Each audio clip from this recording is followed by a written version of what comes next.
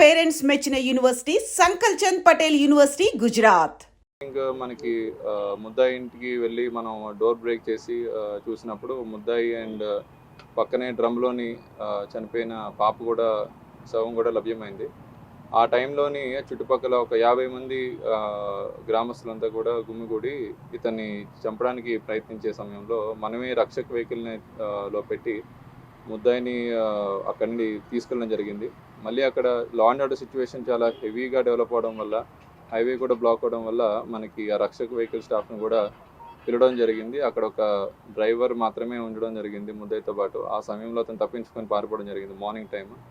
తర్వాత ఒక 2 టీమ్స్ పెట్టి వెతికించాం కానీ హౌఎవర్ రిజల్ట్ దొరకలేదు. ఈరోజు ఇలా శవంగా మారడం జరిగింది. నిన్న జరిగిన ఆందోళనలో కొన్ని యాంటీ సోషల్ ఎలిమెంట్స్ యాక్టివ్గా పాల్గొన్నాయనేది ఒక జరుగుతుంది. అది ఎంతవరకు అంటే ఆల్రెడీ ఎవరైతే ఇదంతా ఇష్యూని పొలిటిసైజ్ చేశారో లేదంటే ఇది ఒక రాంగ్ ధోరణి వైపు తీసుకెళ్లారో వాళ్ళందరి మీద కూడా కేసెస్ అవి రిజిస్టర్ చేయడం జరిగింది. స్ట్రిక్ట్ యాక్షన్ తీసుకుంటాం.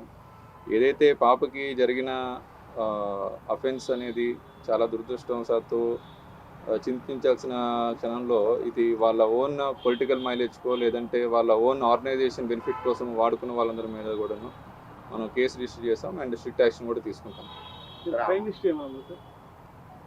ఇతని మీద డిసీజ్డ్ మీద ఏం లేదండి. అక్యూజ్డ్ మీద ఒక కేసు ఇంతకుముందు ఉంది, 324 కేసు హర్ట్ కేసు ఉంది. అది ఆల్రెడీ అతను లోక్ అదాలత్లో కాంప్రమైజ్ అయ్యి అది డిస్పోజ్ అయిపోయింది. సార్ నెక్స్ట్ స్టెప్గా ఈ గంజాయి నిర్మూలనకు మీరు ఈ మదనపల్లిలో ఎలాంటి చర్యలు తీసుకుంటారు? ఆల్రెడీ మదనపల్లి ఇప్పటిదాకా 2 మేజర్ నెట్వర్క్స్ క్రాక్ చేయడం జరిగింది. దీనిలోని మనకి ఆల్మోస్ట్ ఒడిస్సా నుండి స్టార్ట్ అయ్యి తిరుపతి, విజయవాడ అండ్ మదనపల్లి, బెంగళూరు కనెక్షన్స్ ఉన్న ఎంటైర్ నెట్వర్క్ని క్రాక్ చేయడం జరిగింది. 2 మేజర్ నెట్వర్క్స్. ఫర్దర్గా కూడాను మనము ఇలాంటి నెట్వర్క్స్ కొన్ని క్యాష్ ఆపరేషన్స్ చేసి కొన్ని ఏరియాస్లో ఆల్రెడీ ఉన్నదని ఇప్పుడు ఇన్ఫర్మేషన్ వస్తుంది బయటికి.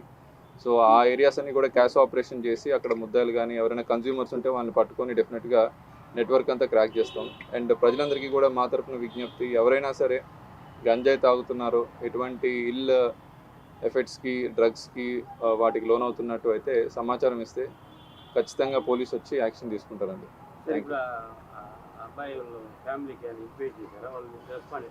ఆల్రెడీ ఇంటిమేట్ చేశారండి. వాళ్ళ ఫ్యామిలీ మెంబర్స్ కూడా వస్తున్నారు. వాళ్ళ మదర్ ఐ థింక్ బెంగళూరు ఎక్కడ ఉన్నారు బయట, వాళ్ళకు కూడా ఇంటిమేట్ చేయడం జరిగింది. వాళ్ళ తరఫున వేరే వ్యక్తులు వచ్చి బాడీని ఐడెంటిఫై చేయడం జరిగింది. ఈ పోస్ట్ మార్టం వాళ్ళు వస్తేనే జరుగుతుంది. యా వాళ్ళ mother presence or family members, close family members presence చేయాలి.